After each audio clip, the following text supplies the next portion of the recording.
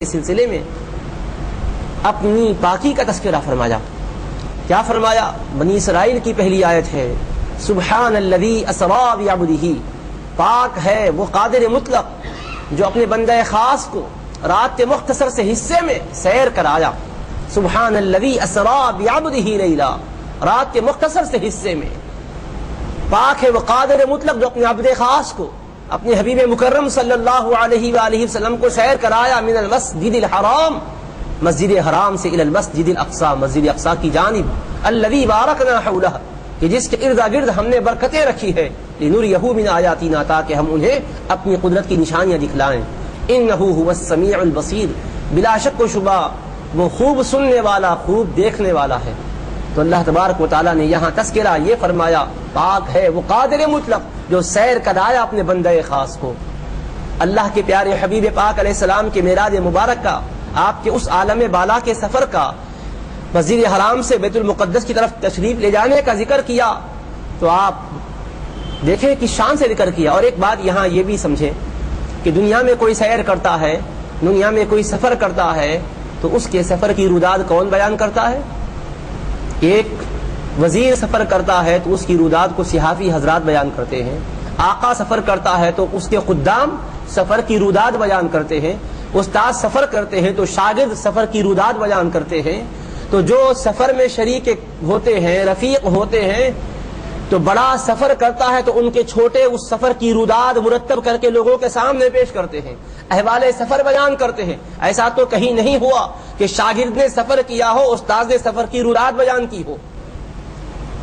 آپ نے کبھی ایسا نہیں دیکھا کہ سفر وزیر نے کیا ہو، بادشاہ نے سفر کی روداد بیان کی ہو، سفر کے احوال بیان کیے ہوں. یعنی بڑا سفر کرتا ہے تو چھوٹے روداد بیان کرتے ہیں، حالات بیان کرتے ہیں. سفر چھوٹے کا ہوتا ہے تو بڑا اس کے احوال نہیں بیان کرتا. اب دیکھیں طریقہ تو دنیا میں یہ ہے، رب کریم نے حبیب پاک کے سفر معراج کا ذکر کیا. سیر کرنے والے حبیب ہیں، سیر کرنے والے عبد کامل ہیں، سیر کرنے والے نور مطلق ہیں، اور سیر کرانے والا رب قدیر ہے. اور ذکر کون کر رہا ہے؟ یہ نہیں ہے کہ جبریل امین ذکر کرتے ہیں کہ میں سرکار کے ساتھ سفر میں تھا، سفر کے احوال یہ تھے، سفر کی روداد یہ تھی، سفر کی تفصیلات یہ تھی. جبریل بیان کرتے تو سمجھ میں آتا. خادم ہے آقا کے سفر کے حالات بیان کر رہا ہے. صحابہ اپنے طور پر بیان کرتے تو سمجھ میں آتا. لیکن بتائیں کیا صحابہ بیان بھی کیوں کریں؟ اس لیے کہ وہ سفر میں صحابہ شریک بھی نہیں تھے. جبریل بھی کیسے بیان کریں؟ وہ ہر جگہ تو نہیں تھے. وہ مسجد حرام سے تو تھے، سدرۃ المنتہا پر رک گئے. آگے کیا ہوا انہیں بھی تو پتا نہیں ہے. یہ سفر کی روداد بیان کرے تو کون؟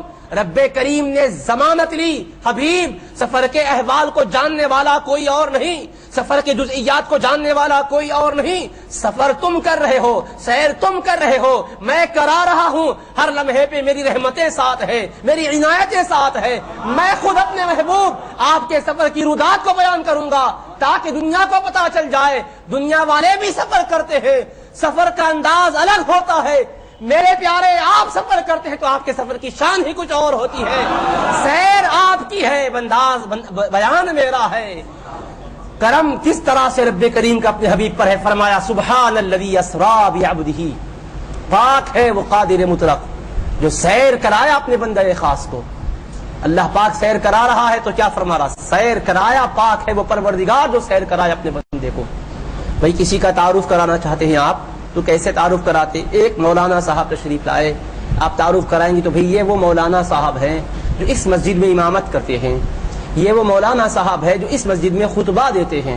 تو آپ کسی کا تعارف اس صفت سے کراتے ہیں جس صفت سے وہ لوگوں میں پہچانے جا سکیں. بھئی آپ ایک مسجد کو جانتے کہ جامع مسجد عنبر پیٹ. اب ایک صاحب یہاں تشریف فرما ہے، میں کہوں بھئی یہ جو صاحب ہے جامع مسجد عنبر پیٹ کے صدر ہیں، تو آپ کے ذہن میں بات آئے گی ٹھیک ہے بھئی وہ مسجد کے یہ صدر ہیں.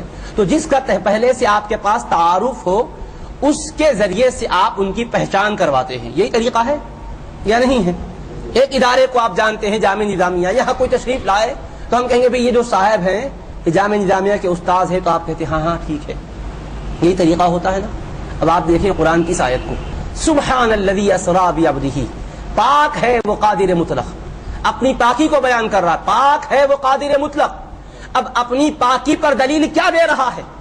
کہ پاک ہے وہ قادر مطلق، ہر عیب سے پاک ہے، کمزوری سے پاک ہے، نقص سے پاک ہے، جھول سے پاک ہے، عجز سے پاک ہے، بے بسی سے پاک ہے، بے کسی سے پاک ہے، ہر عیب و نقص سے پاک ہے۔ وہ قادر مطلق۔ پاکی پر دلیل کیا؟ الذی اسری بعبدہ، دلیل یہ ہے کہ وہ اپنے بندے کو سیر کرایا ہے۔ تو رب نے اپنی پاکی پر اپنے مصطفیٰ کی سیر کو دلیل میں پیش فرمایا ہے۔ دیکھیں اللہ تبارک و تعالیٰ تو سب سے بڑھ کر اعرف المعارف ہے۔ اللہ تبارک و تعالیٰ اپنی پہچان میں کسی وصف کا محتاج نہیں ہے۔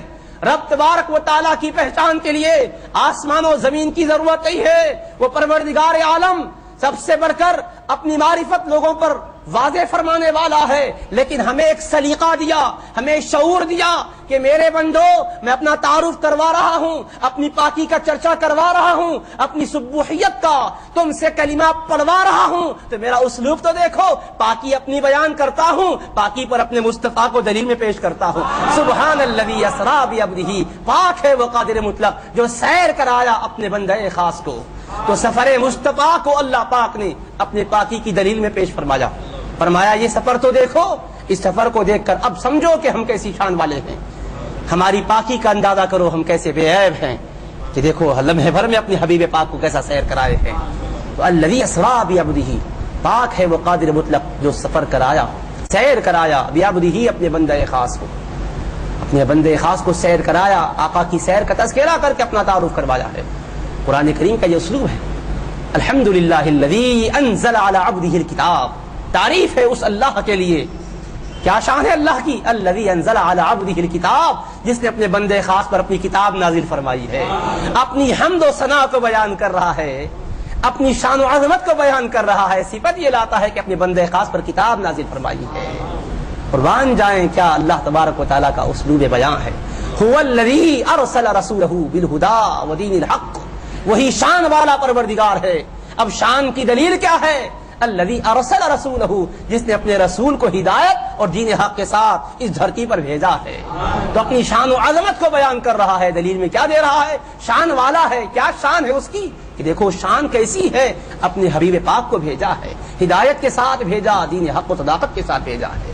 تو سبحان الذی اسری بعبدہ، پاک ہے وہ قادر مطلق جو سیر کرایا اپنے بندے خاص کو، اپنی قدرت مطلقہ کا ذکر کیا۔ تو قدرت مطلقہ کی دلیل میں، اپنی سبحانیت کی دلیل میں، اپنی سبوحیت کی دلیل میں اپنی حبیب پاک کی سیر کا تذکرہ کیا۔ الذی اسری بعبدہ، یہ بھی قرآن کا اسلوب ہے۔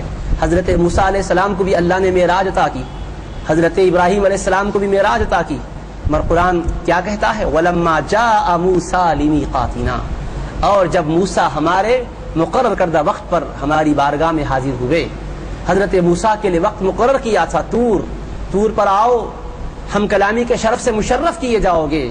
تو حضرت موسیٰ طور پر آئے، رب نے فرمایا وَلَمَّا جَاءَ مُوسَىٰ لِمِيقَاتِنَا وَكَلَّمَهُ رَبُّهُ، جبکہ موسیٰ ہمارے مقرر کیے ہمارے وقت پر ہماری بارگاہ میں حاضر ہوئے، حضرت موسیٰ کی معراج ہوئی تو کیا فرمایا؟ وہ ہمارے پاس آئے، فرمایا حضرت ابراہیم سے کہلوایا انی ذاہب الی ربی، میں اپنے رب کی بارگاہ میں جا رہا ہوں۔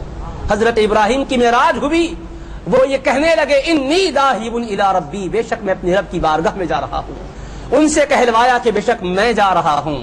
حضرت کلیم اللہ کے بارے میں فرمایا کہ وہ ہمارے پاس آئے، اپنے حبیب کے بارے میں یہ نہیں فرمایا کہ آئے۔ سبحان الذی اسری بعبدہ، پاک ہے وہ قادر مطلق جو لے گیا اپنے بندے خاص کو، وہ آئے نہیں فرمایا، وہ یہ نہیں فرمایا کہ حبیب فرماتے میں جا رہا ہوں رب کی بارگاہ میں، نہیں میرے حبیب آپ یہ نہ کہیں کہ میں آ رہا ہوں، یہ نہ کہیں کہ میں مولا کے پاس جا رہا ہوں، میں یہ نہیں کہوں گا کہ میرے حبیب آئے، میں کہوں گا مصطفیٰ کو میں لے گیا، حبیب کو میں نے سیر کرائی ہے۔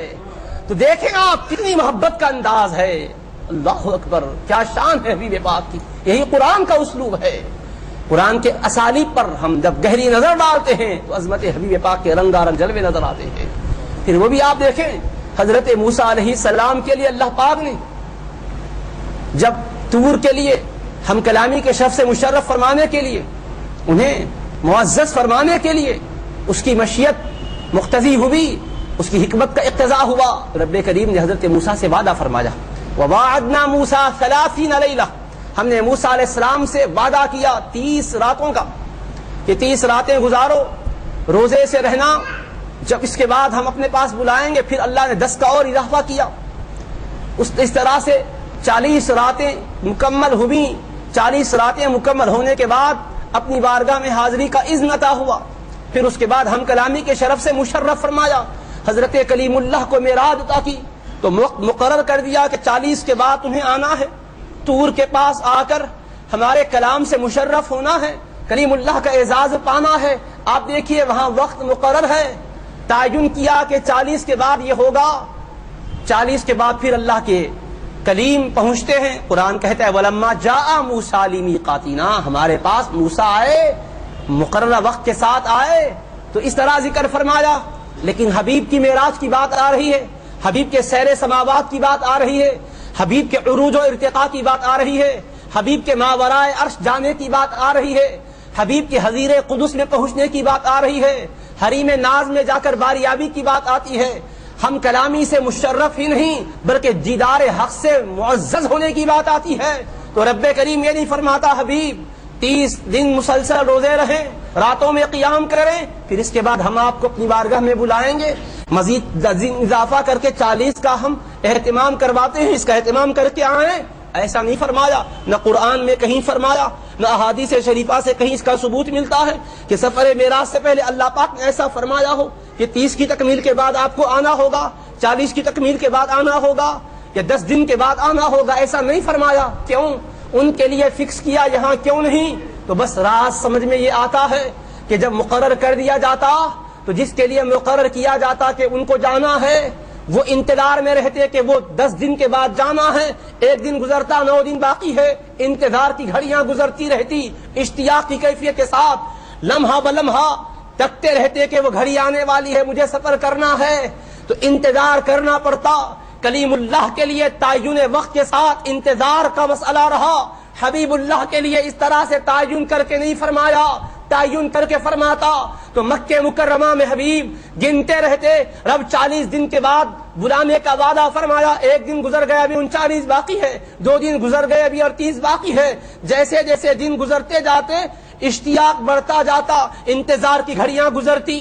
رب کو یہ منظور نہ تھا کہ میرے حبیب کلیم اللہ کے لیے انتظار تھا, آپ حبیب ہو, حبیب کو انتظار نہیں کروایا جاتا ہے, یک بیک بلا لیا جاتا ہے تاکہ حبیب پاک کی شان لوگوں پر واضح اور آواز ظاہر کر دی جائے. آپ دیکھیں کیا اسلوب ہے قرآن کا.